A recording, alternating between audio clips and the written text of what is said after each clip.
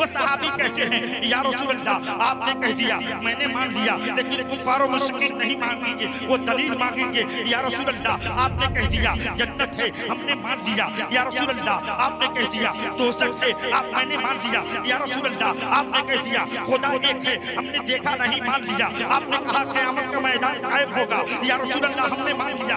आपने कहा लौल हम्द है, या रसूल अल्लाह हमने देखा नहीं, मान लिया। आपने कहा पुल सिरात से गुजरना पड़ेगा, हमने देखा नहीं, मान लिया। देखने वाले का कहा मान लिया है, अरे बिन देखे खुदा हमने तुझे मान लिया है। ये अहले नजर को महवी हैरत बना दिए हैं, अहले नजर को महवी हैरत बना दिए हैं। जरा बोल दीजिए सुभान अल्लाह, सुभान अल्लाह। अहले नजर को महवी हैरत बना दिए हैं, जो कर सका न कोई करके दिखा दिए हैं। अहले नजर को महवी हैरत बना दिए हैं, और जो कर सका न कोई करके दिखा दिए हैं। टुकड़े किए कमर को सूरज उगा दिए हैं, टुकड़े किए कमर को सूरज उगा दिए हैं। इमाम इसको मोहब्बत कहते हैं, उनकी महक ने दिल के गुंजे खिला दिए हैं, उनकी महक ने दिल के गुंजे खिला दिए हैं। और शायर कहता है अजमत किसी ने मांगी शोहरा किसी ने मांगा, अजमत किसी ने मांगी शोहरा किसी ने मांगा, मुश्ताक दीद-ए-गर जलवा किसी ने मांगा। अजमत किसी ने मांगी शोहरा किसी ने मांगा, मुश्ताक दीद-ए-गर जलवा किसी ने मांगा। औलादे फातिमी का सदका किसी ने मांगा। इमाम इसको मोहब्बत कहते हैं कि मेरे करीम से गर कतरा किसी ने मांगा, दरिया बहा दिए हैं दुर्बे बहा दिए हैं, दरिया बहा दिए हैं दुर्बे बहा दिए हैं। अब महशर में कोई औरत होगी कि मर्द होगा। अब मैं शेर की तशरीह करूंगा, आप समाअत फरमाइए। महशर में कोई औरत होगी कि मर्द होगा, आमाल से परेशान हर एक फर्द होगा। महशर में कोई औरत होगी कि मर्द होगा, आमाल से परेशान हर एक फर्द होगा। और जहन्नम में जाएंगे तो आका को दर्द होगा। अब आप जरा सोचिए, क़यामत के मैदान को अपनी निगाहों के सामने रखिए, जब अल्लाह ताला इस दुनिया को फना कर देगा और क़यामत के मैदान को सजाएगा। गौर से सुनिएगा, इंशाअल्लाह अपने माइंड को कॉन्स्टेंट कीजिएगा, फिर मेरी बात समझ में आएगी। जब अल्लाह रब्बुल इज्जत क़यामत के दिन सबको फिर दोबारा से जिंदा करके उठाएगा और क़यामत के मैदान को कायम करेगा, अंबिया भी होंगे, मुरसलीन होंगे, औलिया की जमात होगी, तमाम तर शोहदा होंगे, तमाम नेकूकार होंगे, बदकार होंगे, गुनाहगार होंगे, ये सब लोगों की जमात होगी। कोई आदमी नेकी के बुनियाद पे जन्नत में जा रहा होगा और कोई बदी के बुनियाद पे जहन्नम का फैसला होने वाला होगा। ऐसे आलम में एक शायर कहता है कि गुनाहगार और सियाकार शफी की तलाश में निकल पड़ेंगे, और निकलने के बाद से सबसे पहले देखिए गुनाहगार सोचेंगे आज के दिन मुझे कोई बचा लेता, आज के दिन मुझे कोई छुपा लेता, आज के दिन कोई मुझे जन्नत का परवाना अता कर देता। ऐसे आलम में ये गुनाहगार सबसे पहले शफी की तलाश में हमारे और आपके और दुनिया के पहले इंसान हजरत आदम अलैहिस्सलाम की बारगाह में जाएंगे। और जाने के बाद से गुनाहगार कहेंगे, ए अल्लाह के पैगंबर हजरत आदम अलैहिस्सलाम, आप तो दुनिया के पहले इंसान हैं, आपका कलमा ला इलाहा इल्लल्लाह आदम सफीउल्लाह पढ़ा जा रहा था, आज हमें बचा लीजिए। अब आप आइए, आज की रात में अपने मुस्तफा की शान पढ़ने लगा हूँ प्यारे, आप इसे गौर से समाअत करें। आदम अलैहिस्सलाम कहते हैं, जिसकी तर्जमानी इमाम इसको मोहब्बत के बड़े भाई अल्लामा हसन साहब अपने शेर में कहते हैं कि कहेंगे और नबी इज़्हबू इला गैरी, मेरे हुजूर के लब्बे अना लहा होगा। यानी आप देखिए हजरत आदम अलैहिस्सलाम कहेंगे इज़हबू इला गैरी, तुम मेरे गैर के पास जाओ। अब यही गुनाहगार और आगे बढ़ेंगे और बढ़ने के बाद से हजरत शीश की बारगाह में जाएंगे और शीश अलैहिस्सलाम भी कहेंगे ए गुनाहगारों, आज मेरी शफाअत काम नहीं आने वाली है, तुम और कहीं चले जाओ। लिहाजा अब वही गुनाहगार हैं और आगे बढ़ते हैं। हजरत इब्राहिम पैगंबर की बारगाह में हाजिर होते हैं और अर्ज करते हैं ए इब्राहिम अलैहिस्सलाम, आज अल्लाह जहन्नम का परवाना अता करने वाला है, आज अल्लाह जहन्नम में डालने वाला है, आज हम शफीक की तलाश में निकले हैं। आप तो रब के खलील कहे जा रहे थे, आपका भी कलमा आपके उम्मत के लोग ला इलाहा इल्लल्लाह इब्राहिम खलीलुल्लाह पढ़ रहे थे, आप मुझे बचा लीजिए। लेकिन इब्राहिम अलैहिस्सलाम भी कहेंगे इज़हबू इला गैरी, तुम मेरे गैर के पास जाओ, आज मेरी शफाअत काम नहीं आने वाली है। अब ये गुनाहगार और आगे बढ़ते हैं। अब मूसा पैगंबर की बारगाह में हाजिर होते हैं। अब मूसा पैगंबर से कहते हैं ए अल्लाह के पैगंबर मूसा अलैहिस्सलाम, आप इतने जलीलुल कद्र पैगंबर हैं कि अल्लाह से आप तूर पहाड़ पे बात किया करते थे, आपका कलमा ला इलाहा इल्लल्लाह मूसा कलीमुल्लाह पढ़ा जा रहा था, आप हमें बचा लीजिए। लेकिन मूसा अलैहिस्सलाम भी कहते हैं ए लोगों, आज मेरी शफाअत काम नहीं आने वाली है, तुम मेरे गैर के पास जाओ। यही गुनाहगार हैं और आगे बढ़ते हैं। अलगरज प्यारे, मैं गिनाना शुरू करूं तो मैं इस लायक तो नहीं हूं, लेकिन बहुत सारे पैगंबरों का नाम जानता हूं। ये गुनाहगार आखिर में हजरत ईसा रूहुल्लाह की बारगाह में हाजिर होते हैं। आने के बाद से कहते हैं ए ईसा अलैहिस्सलाम, अब मैं उलमा की तवज्जो चाहता हूं। ईसा अलैहिस्सलाम की बारगाह में हाजिर होते हैं, अर्ज करते हैं ए अल्लाह के पैगंबर ईसा अलैहिस्सलाम, आपका कलमा ला इलाहा इल्लल्लाह ईसा रूहुल्लाह पढ़ा जा रहा था। आप मुर्दों को फूंक मारते थे तो मुर्दे जिंदा हो जाया करते थे, आप हमें बचा लीजिए। लेकिन ईसा अलैहिस्सलाम भी कहते हैं ए लोगों, आज मेरी शफाअत काम नहीं आने वाली है। मैं आपको पूछना चाहता हूं कि आखिर ये गुनाहगार दर दर की ठोकर क्यों खा रहे हैं, क्यों नहीं अल्लाह के रसूल उनको याद आ रहे हैं। लेकिन मैं बताना चाहता हूं ये सारा प्रोग्राम रब ताला का है। अल्लाह ताला सबके दिमाग से मुस्तफा करीम अलैहिस्सलाम भूले हुए हैं। लेकिन ईसा अलैहिस्सलाम कहते हैं ए गुनाहगारों, तुम्हें घबराने की जरूरत नहीं है, एक सियाकारो तुम्हें घबराने की जरूरत नहीं है। एक ऐसा पता बता रहा हूँ, एक ऐसा दर बता रहा हूँ, जिस दर पे जाओगे तुम्हें शफाअत मिलेगी। हजरत ईसा रूहुल्लाह कहते हैं इज़हबू इला मुहम्मद, हम सब के सब मोहम्मद अलैहिस्सलाम के पास चलते हैं। अब मैं आपको पूछना चाहता हूँ, उलमा की तवज्जो,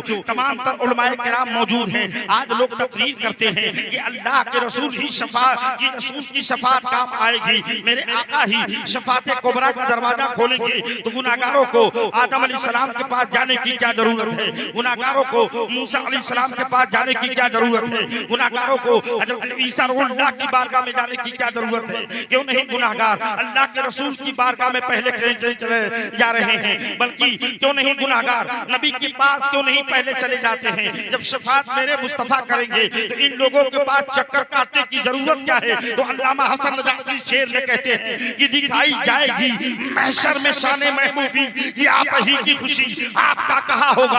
रब ताला क़यामत के मैदान को सजा के दिखाना चाहता है। आदम तेरी शान क्या है, मूसा तेरी शान क्या है, इब्राहिम तेरी शान क्या है, इसहाक तेरी शान क्या है, लूत तेरी शान क्या है, जकरिया तेरी शान क्या है, शुएब तेरी शान क्या है, हारून तेरी शान क्या है, मूसा कलीमुल्लाह तेरी शान क्या है, इब्राहिम खलीलुल्लाह तेरी शान क्या है, ईसा रूहुल्लाह तेरी शान क्या है, और मुहम्मदुर रसूलुल्लाह आपका मर्तबा ये है कि आप जिस गुनाहगार को, जिस याकार को, जिस बदकार को, जिस घाटी पे आप हाथ रखेंगे रब ताला उसे बख्शिश का परवाना आता है। नारे तकबीर, नारे रिसालत, आमदे मुस्तफा कॉन्फ्रेंस जिंदाबाद, मसलके आला हजरत जिंदाबाद। माशाअल्लाह माशाअल्लाह। अब गुनाहगार अल्लाह के रसूल की बारगाह में जा रहे हैं, मेरे आका सजदे में सर रखे हुए हैं और कहते हैं गुनाहगार आला हजरत जिस आला हजरत उसकी तर्जमानी करते हैं कि ढूंढा जो करे सदरे क़यामत के सिपाही, ढूंढा जो करे सदरे क़यामत के सिपाही, वो किसको मिले जो तेरी दामन में छुपा हो। और गुनाहगार कहते हैं सबने सफ़े महशर में ललकार दिया हमको, सबने सफ़े महशर में ललकार दिया हमको, ए बेकसों के आका अब तेरी दुहाई है। मेरे आका फरमाते हैं, ए गुनाहगारो, तुझे घबराने की जरूरत नहीं है। आज शफाअत कुबरा का दरवाजा मैं खोलूंगा। अरे तुम्हारे शफाअत के लिए तेरा रसूल काफी है। अल्लाह के रसूल की शान है, ये मेरे आका की शान है। मैं आपको बताऊं, मैं शेर पढ़ रहा था कि महशर में कोई औरत होगी कि मर्द होगा, आमाल से परेशान हर एक फर्द होगा, और जहन्नम में जाएंगे तो आका को दर्द होगा। अब इमाम इसको मोहब्बत कहते हैं कि वल्लाह क्या जहन्नम अब भी न सर्द होगा हम गुनाहगारों के लिए, वल्लाह क्या जहन्नम अब भी न सर्द होगा हम सियाकारों के लिए, वल्लाह क्या जहन्नम अब भी न सर्द होगा हम खातियों के लिए, वल्लाह क्या जहन्नम अब भी न सर्द होगा हम पापियों के लिए, वल्लाह क्या जहन्नम अब भी न सर्द होगा रो रो के मुस्तफा ने दर्जा। सुभान अल्लाह, वाह वाह, सुभान अल्लाह, सुभान ये अल्लाह। औलादे रसूल, औलादे गौसे आजम यहाँ तशरीफ फरमा है। मेरे आकाए करीम ने इरशाद फरमाया, आज एक सादात के उर्स के मौके से हम तमामी तर लोग यहाँ इकट्ठा हैं। आपने जाना, मेरे आका अलैहिस्सलातो सलाम बखूबी जानते थे कि मेरे आका ने इरशाद फरमाया, ए मेरी उम्मत के लोगों, अगर कुरान को और अहले बैत को मजबूती हाथों से पकड़े रहोगे तो तुम्हारा ईमान और अकीदा महफूज रहेगा। ये वही औलाद गौसे आजम है जिनकी शान ये है कि औलाद हुजूर गौसे आजम की बात चल रही है। आओ जरा देखो, आप मुलाहिजा कीजिए, बात आ गई तो अर्ज करता चलो प्यारे, ये गौसे आजम कौन है? इराक की सरजमीन है। आप देखिए, आपके वालिदे मोहतरम का नाम आपने सुना होगा। इराक की सरजमीन से 400 किलोमीटर की दूरी पे एक कबीला है, गीलान जिसे कहा जाता है। वहाँ पे एक कबीला है, अशराफ का कबीला है। वहीं पे सरकार गौसे आजम, अब बात आ गई है तो अर्ज करता चलूं प्यारे, इसलिए कि अल्लाह के वली के उर्स के मौके से इस प्रोग्राम को रचाया गया है। अभी आप जरा देखिए, औलादे गौसे आजम यहाँ भी तशरीफ फरमा है। मैं उस गौस की बारगाह में लेके चलता हूँ। गौसे आजम बड़े पीर दस्तगीर इराक की सरजमीन पे आप देखिए बगदाद शरीफ में पैदा हुए, लेकिन आपके वालिदे मोहतरम का हाल मुलाहिजा फरमाइए। आप देखिए, गौसे आजम इस जमाने में पैदा हुए, उस जमाने में शिया सुन्नी से लड़ रहा था और ऐसे आलम में तसव्वुफ पे हमला किया जा रहा था। इंसान के अंदर रूहानियत मर चुकी थी, लेकिन ऐसे माहौल में इंसान अपने रूह की सफाई हासिल करना चाह रहा था। उसी में एक जवान ऐसा है, इसको तारीख के अंदर उस जवान का नाम तारीख के अंदर आगे मैं बताता हूँ प्यारे, लेकिन वो जवान नेक है, परहेजगार है, मुत्तकी है, हमेशा अल्लाह की इबादत में लगा रहता है। वही जवान है, एक दिन वजूद दरिया रोजे की हालत में है, दरियाए दजला के किनारे पहुंचता है। अब पहुंचने के बाद से इफ्तार रोजे की हालत में है, सोचा कि इफ्तार कर लूं, तब तक उसकी नजर समंदर के दरिया के सतहों पे पड़ती है, जो पानी में एक सेब हचकोले खाता हुआ चला आ रहा है। वो जवान की नजर जब सेब के ऊपर पड़ती है, अब देखिए, जब जैसे ही पड़ी उस जवान ने सेब के अंदर पानी के अंदर हाथ डाला और उस सेब को पकड़ा है, पकड़ के उसी सेब से अफ्तारी की है। अफ्तारी करके नमाज पढ़ी उस जवान ने। अब जब नमाज पढ़ी है, गौर से सुनिएगा, उस जवान ने जब नमाज पढ़ी तो ऐसे आलम में अब जवान के अंदर जब नमाज के बाद से उसका नफ्स मलामत करने लगता है कि तू अपने आप को नेक कहता है, तू अपने आप को परहेजगार कहता है, तू कहता है कि मैं मुत्तकी हूँ, तू कहता है कि मैं रूह की सफाई हासिल करना चाहता हूँ, लेकिन तूने एक ऐसा सेब खा लिया है, तूने एक ऐसा सेब इसके मालिक के बगैर पूछे तूने एक सेब खा लिया है। हालांकि प्यारे जरा सोचो कि आप किसी का माल अगर मुसलमान को मिल जाए तो उस पर कब्जा कर लेता है। अगर किसी का माल रास्ते में गिरा हो तो ये नहीं पूछता है, ऐलान नहीं करता कि माल किसका है, लेकिन जवान कुर्बान जाइए उस जवान पे। एक लावारिस सेब है और पूछिए उलमाए किराम से, अगर लावारिस फल जा रहा है तो उस पे कोई कबाहत नहीं है, लेकिन जवान कहता है तू अपने आप को मुत्तकी हो, तू अपने आप को मुत्तकी कहता है, उसका नफ्स मलामत कर रहा है। अगर रूह की सफाई हासिल करना चाहता है, अब तो तूने सेब खा लिया है, लेकिन रूह की सफाई के लिए इसके मालिक से इजाजत लेनी पड़ेगी। वो जवान पर सोचता है ये सेब तो दरिया के किनारे से ही आ रहा होगा, चल के कुछ देर देखता हूँ, वही सेब का बाग नजर आएगा, उससे पता लगा लूंगा और उसके मालिक से माफी तलब कर लूंगा। वो जवान उसी दरिया के किनारे को पकड़ के कुछ देर आगे बढ़ता है। अचानक उसकी नजर क्या देखती है, ये देखती है कि एक सेब का बहुत बड़ा बाग है, उसकी कुछ शाखें समंदर के दरिया के सतहों को चूम रही है। वो जवान बाग के अंदर दाखिल होता है और दाखिल होने के बाद से उसके अंदर कुछ मुलाजिमीन हैं जो काम कर रहे हैं। मुलाजिमीन से पूछा, मैं मुलाजिम, तुम जरा बताओ, तुम लोग ये बाग के सिपाही हो, मुलाजिम हो? उन लोगों ने कहा हम मुलाजिम हैं। कहा कि तुम्हारा मालिक कहाँ है? मैं तुम्हारे मालिक से मिलना चाहता हूँ। उस जवान ने जैसे ही पूछा, सिपाहियों ने कहा तुम मेरे मालिक से मिलना चाहते हो? मेरा मालिक बहुत नेक और परहेजगार है। उस वहाँ महल है, उसी महल के बगल में एक झोपड़ी है, उसी झोपड़ी के अंदर मेरा मालिक रहा करता है। अचानक वो जवान झोपड़ी के करीब पहुंचा है और पहुंचने के बाद से उस जवान ने कहा, ए मालिक के अंदर, झोपड़ी के अंदर दाखिल हुआ, सलाम किया और मालिक से कहा, ये हुजूर,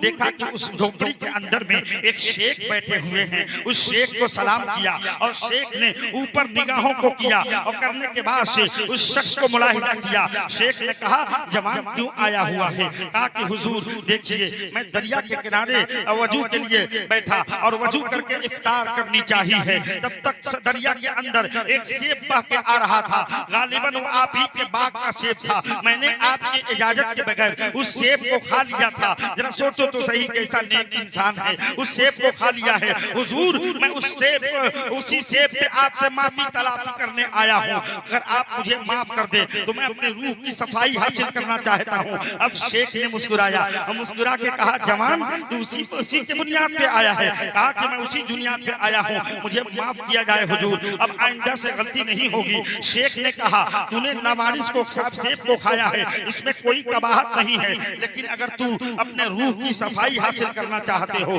अगर चाहते हो तुझे कामयाबी मिल जाए तो मेरे बाग में, देखिए मुसन्निफों ने कई तरह से लिखा है, इसी ने लिखा है 6 महीना, इसी ने लिखा है 12 साल, मुतअद्दिद है रिवायतें हैं, लेकिन 12 साल मेरे बाग की खिदमत करनी पड़ेगी। अब वो जवान ने कहा कि हुजूर माफ कर देंगे? कहा कि माफ कर देंगे। अब देखिए जवान बाग की खिदमत करने लगता है। जब 8-10 साल का जमाना गुजरता है, अब गुजरने के बाद से वही जवान है। एक दिन शेख ने बुलाया और बुला के कहा, ए जवान, जरा एक बाग का सेब लावो। और सेब लाता और जवान तोड़ के लाता है। उस शेख ने सेब को चखा है, सेब खट्टा है, तुरस है। जवान से कहा, जवान तुझे मालूम नहीं है, मीठा सेब लाओ। जब तक दूसरा जवान सेब तोड़ के लाया है, वो शेख इंटरव्यू ले रहे हैं, इम्तिहान लेते हैं, दूसरा सेब लाता है। अब जवान जैसे ही दूसरा सेब लाया, आपने फिर खाया शेख ने, और खाने के बाद से कहा वो भी सेब खट्टा था। जवान से कहते हैं शेख, ए जवान, तुझे मालूम नहीं है कि मेरे बाग का तुम 10 साल से काम कर रहा है, कि मेरे बाग का कौन सा फल मीठा है और कौन सा फल खट्टा है? तो जवान ने कहा, हुजूर, मैंने आपकी इजाजत के बगैर एक सेब खाया है, उसकी सजा मैं 10 साल से ले रहा हूँ। तो उसी खुदा की कसम, आपके हुक्म के बगैर आज तक मैंने एक भी फल नहीं खाया है। वो जवान कैसा है? वो नेक है, परहेजगार है। एक दिन हुजूर ने फिर बुलाया और बुला के कहा, मैं तुझे माफ करता हूँ, आज मैं तुझे माफ तो कर दूंगा, लेकिन एक मेरी और शर्त है। वो जवान घबराया हुआ है और हुजूर की बारगाह में, उस शेख की बारगाह में कहता है, जरा सुनिए, जहाँ मैं आपके जहन को लेके जाना चाह रहा था, इंशाअल्लाह मैं जरूर आपके जहन को लेके जाऊंगा। आपको तवज्जो देने की जरूरत है मुसलमानों, आओ देखो। हुजूर ने बुलाया और कहा कि तू सफाई हासिल करना चाहता है अपने रूह की, अगर तू माफी चाहता है, मेरी एक शर्त और मान ले, मैं तेरी सजा माफ कर दूंगा। जवान ने कहा, हुजूर बताइए अब और कौन सी शर्त है? कहा कि मेरी एक बेटी है जिसका जो नेक है, मेरी एक बेटी है जो आंख की अंधी है, जबान की गूंगी है,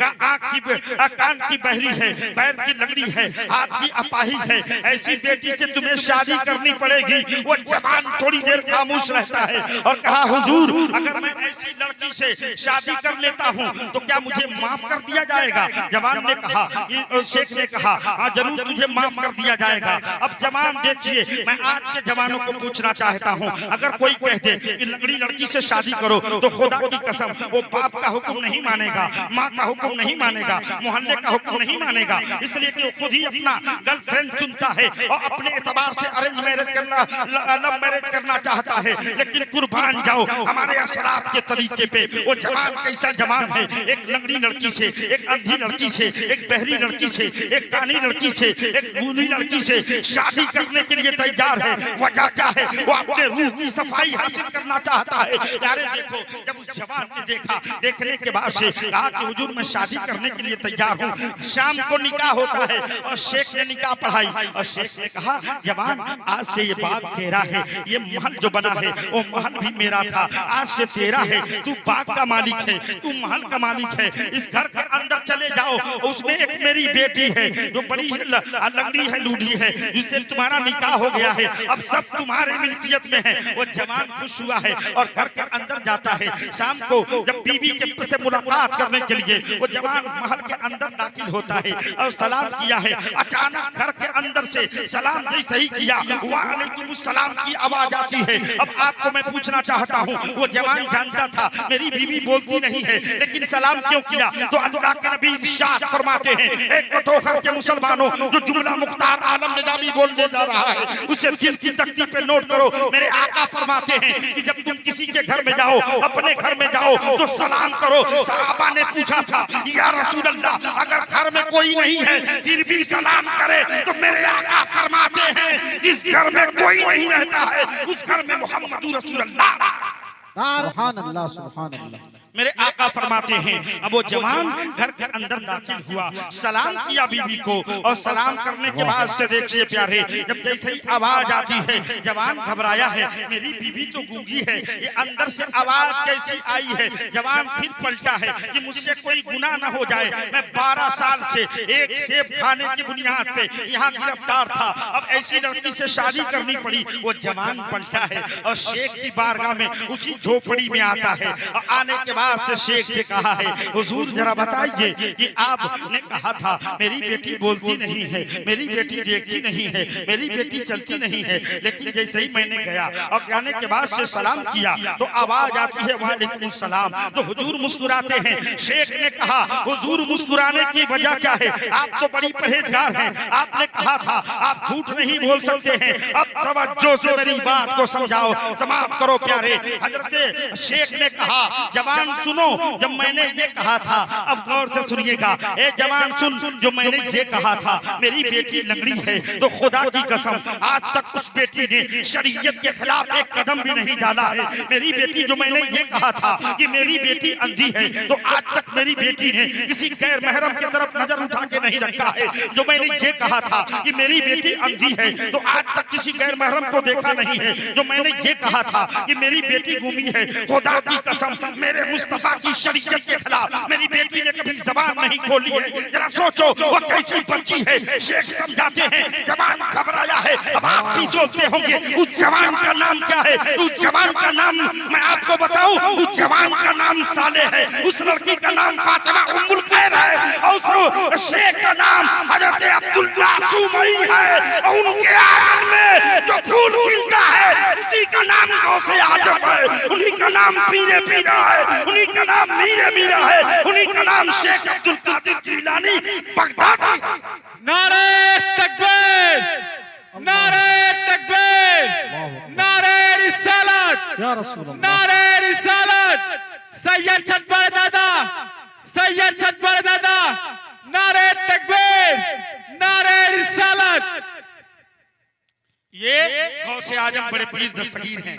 जरा सोचो जब बाप ऐसा होता है और माँ ऐसी होती है तो उसका बेटा जमाने का गौस हुआ करता है।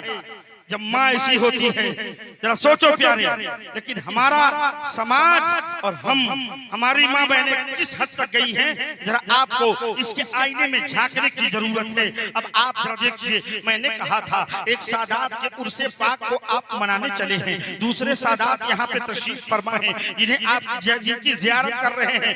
मैंने कहा था सैयदों को का एहतराम करो, सादात किराम का एहतराम करो। अगर इनके दामन से जो हुसैनी बन के रहेगा, जो हुसैन से मोहब्बत करता रहेगा, खुदा की कसम वो यहाँ भी कामयाब रहेगा और कब्र में भी कामयाब रहेगा और हश्र में भी कामयाब रहेगा।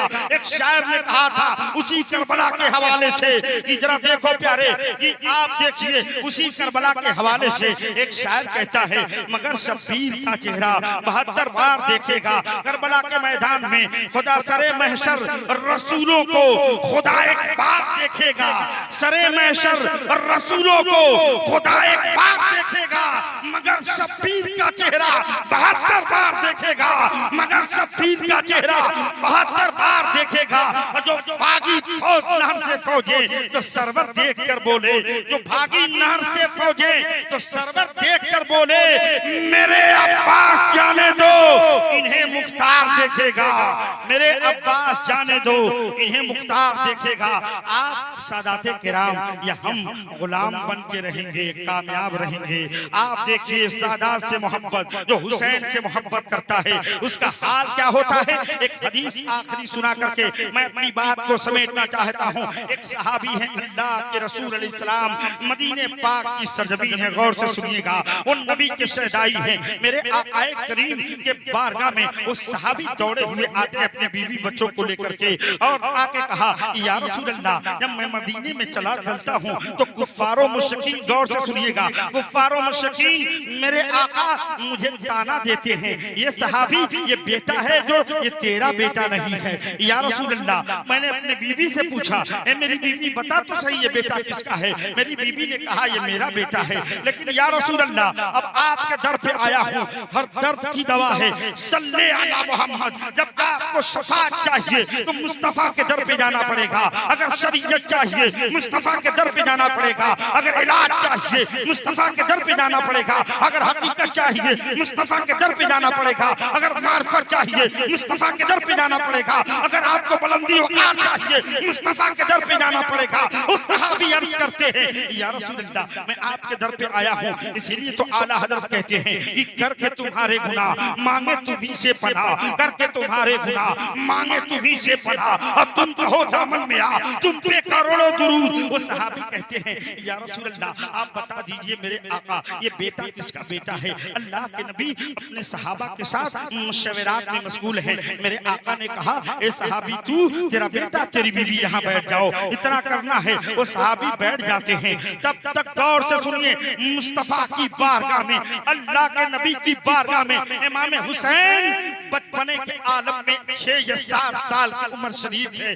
मेरे आका हुसैन माँ आयशा के हुजरे से निकलते हैं और नन्हे पाँव चलते हुए मेरे आका की बारगाह में तशरीफ लाते हैं। और आया मेरे हुसैन जब आते हैं, अब आपको तवज्जो देने की जरूरत है। मेरे हुसैन जब आते हैं, आने के बाद से तमाम तर सहाबे कराम खड़े हो जाते हैं। अल्लाह के रसूल की गोद में हुसैन सवार होते हैं, अपने नाना के गोद में, और सवार होने के बाद से आका हुसैन कभी नाना के चेहरे से खेलते हैं, कभी दाढ़ी से खेलते हैं, कभी रुखसार पे बोसा देते हैं। जब तक हुसैन खड़े, जब तक हुसैन नाना की गोद में रहे, किसी सहाबी के अंदर मजाल नहीं है वो बैठ जाए। सारे सहाबी खड़े थे, हुसैन थोड़ी देर खेलते रहे, तशरीफ लेके चले गए। अब तमाम सहाबा बैठ जाते हैं, फिर वो सहाबी खड़े हुए हाथ जोड़ के अर्ज करते हैं या रसूल अल्लाह, हमें बता दिया जाए ए मेरे आका ये बेटा किसका बेटा है। दुनिया ताना देती है, कुफ्फार और मुशरिकीन मजाक करते हैं, तो मेरे आका फरमाते हैं हम मुस्तफा की शान सुनो। अल्लाह के नबी इरशाद फरमाते हैं ए सहाबी जा, मैं कहता हूँ ये बेटा तेरा बेटा है। वो सहाबी अर्ज करते हैं या रसूल अल्लाह, आपने कह दिया हमने मान लिया, अब तवज्जो चाहता हूँ उलमाए किराम की। वो सहाबी कहते हैं या रसूल अल्लाह, आपने कह दिया मैंने मान लिया, लेकिन कुफ्फार और मुशरिकीन नहीं मांगेंगे, वो दलील मांगेंगे। या रसूल अल्लाह, आपने कह दिया जन्नत है, हमने मान लिया। या रसूल अल्लाह, आपने कह दिया दोज़ख है, मैंने मान लिया। या रसूल अल्लाह, आपने कह दिया खुदा एक है, हमने देखा नहीं, मान लिया। आपने कहा क़यामत का मैदान कायम होगा, या रसूल अल्लाह हमने मान लिया। आपने कहा लेवाउल हम्द है, या रसूल अल्लाह हमने देखा नहीं, मान लिया। आपने कहा पुलसरात से गुजरना पड़ेगा, हमने देखा नहीं, मान लिया। एक देखने वाले का कहा मान लिया है, अरे बिन देखे खुदा हमने तुझे मान लिया है। या रसूल अल्लाह, आपने कह दिया ये बेटा मेरा है तो मैंने मान लिया। लेकिन या रसूल अल्लाह, कुफ्फार और मुशरिकीन नहीं मानेंगे, वो दलील मांगेंगे। तो अब मेरे आका इरशाद फरमाते हैं ए मेरे सहाबी, तुझे दलील चाहिए, विटनेस चाहिए, गवाह चाहिए, तो मैं तुझे दलील पेश करता हूँ। मेरे आका फरमाते हैं जा जा, आज के बाद से तुझे कोई पूछेगा ये बेटा किसका बेटा है तो तू सबूत देना, तू गवाही देना, मैं दलील पेश कर रहा हूँ। अल्लाह के नबी फरमाते हैं ए सहाबी बता, जब मेरा हुसैन आया तो तुम खड़े हो गए, कहा किस इसलिए खड़े हो गए। कहा या रसूल अल्लाह गौर से सुनिए, अब उलमा की आखिरी तवज्जो, मेरी तकरीर सिर्फ 2 मिनट की बाकी है। मैं किसके लिए खड़े हो गए? कहा या रसूल अल्लाह मैं एहतराम में खड़ा हो गया, मेरी बीवी एहतराम में खड़ी हो गई, मेरा बेटा एहतराम में खड़ा होगा, यहाँ तमाम तर मुअक्कर सहाबे कराम हैं, अबू बकर हैं वो भी खड़े हो गए, उमर खड़े हो गए, उस्मान खड़े हो गए, अबू तलहा खड़े हो गए, साद इब्न अबी वक्कास खड़े हो गए, उबैदा बिन जर्राह खड़े हो गए, अब्दुर्रहमान बिन औफ खड़े हो गए। ये सब सहाबे कराम या रसूल अल्लाह हुसैन के एहतराम में खड़े हो गए। तो मेरे आका ने इरशाद फरमाया कि जो हुसैन का एहतराम, हुसैन का एहतराम, हुसैन का एहतराम वही करता है जो अपने बाप का असल बेटा हुआ करता है।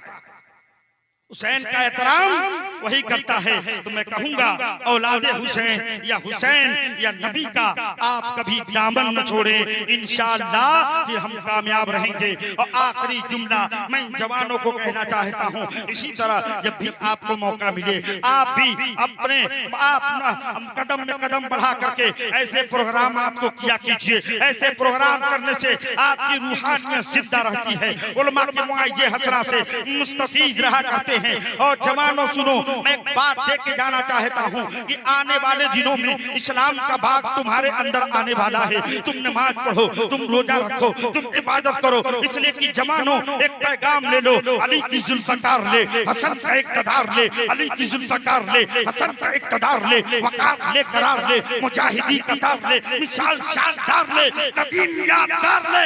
अभी तू नौजवान है, अभी तू नौजवान है। और ऐ मुसलमान नौजवान सुन, मुहम्मदी पयाम ले, सलाम ले, कलाम ले, मुहम्मदी पयाम ले, सलाम ले, कलाम ले, हरीमे खाबा थाम ले, दिलावरी का जाम ले, बहादुरी से काम ले, कज़ा का हाथ थाम ले। अभी तू नौजवान है, अभी तू नौजवान है। व आखिरु दवाना अनिल हम्दुलिल्लाहि रब्बिल आलमीन।